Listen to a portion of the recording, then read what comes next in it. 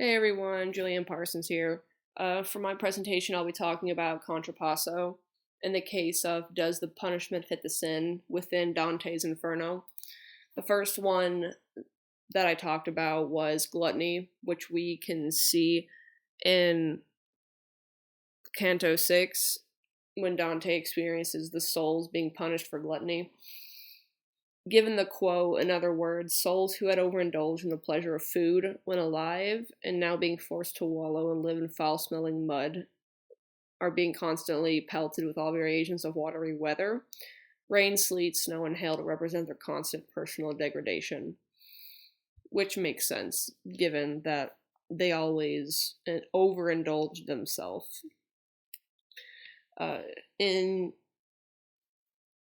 Canto 7, when Dante experiences or witnesses souls being punished for being sullen, in other words, sloth, because in the Inferno, for the fifth circle of hell, when Dante was experiencing or witnessing souls being punished for this, it mentions housing the souls committed for sullen and wrath in separate punishments, but they're both being involved with the river Styx.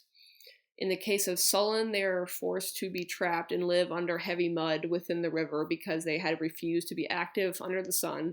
So being forced to live in the mud fits the sin because they were basically already doing that on the mortal plane.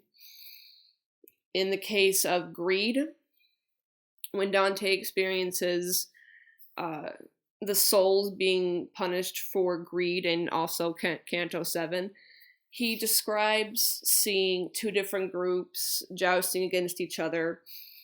And the reason for this is because greed can either be viewed as hoarding or taking more than is needed.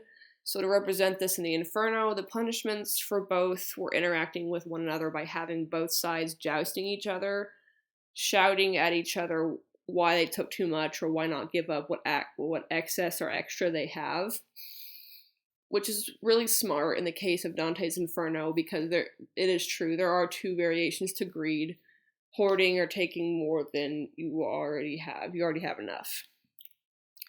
Hearsay or pride was also seen in Dante's Inferno. This can be seen in Canto 9, and we can see Dante experiencing these souls when he lifts the lid of a tomb and hears sad and hurt, and his companion was saying that arch heretics and those who followed them from every sect, the tombs are more crowded than you think. And due to the nature of what this represents, hearsay can be known as he says, she says. So there can be a whole web of lies that focuses on one subject. Thus, in the Inferno, the tombs hold each soul that was a part of the same misled information. In the case of violence and wrath, we see Dante explain this within Canto 40 or 10, and he explains that within the Inferno there are 3 levels to this sin because, as the quote above, there are different ways to commit anger or wrath. He described this as against yourself, which is suicide, against your neighbor, and against God. Those who committed anger or wrath towards yourself, which is suicide, the souls were turned into shrubs and trees and became part of a forest.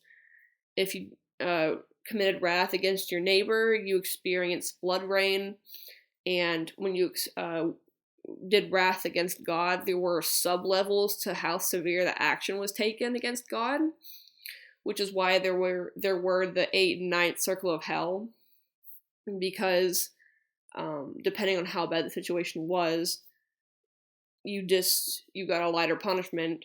But in the worst case scenario of wrath you've taken against God, when Dante was in the 9th circle of hell, he witnessed Satan.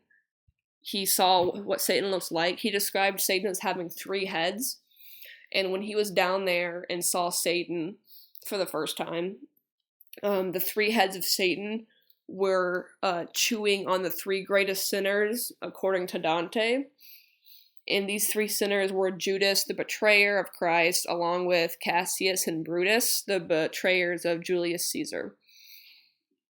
So, like I said, I didn't do all of the 7 deadly sins. I just chose the few that I saw the most. So, yeah, thank you, everyone.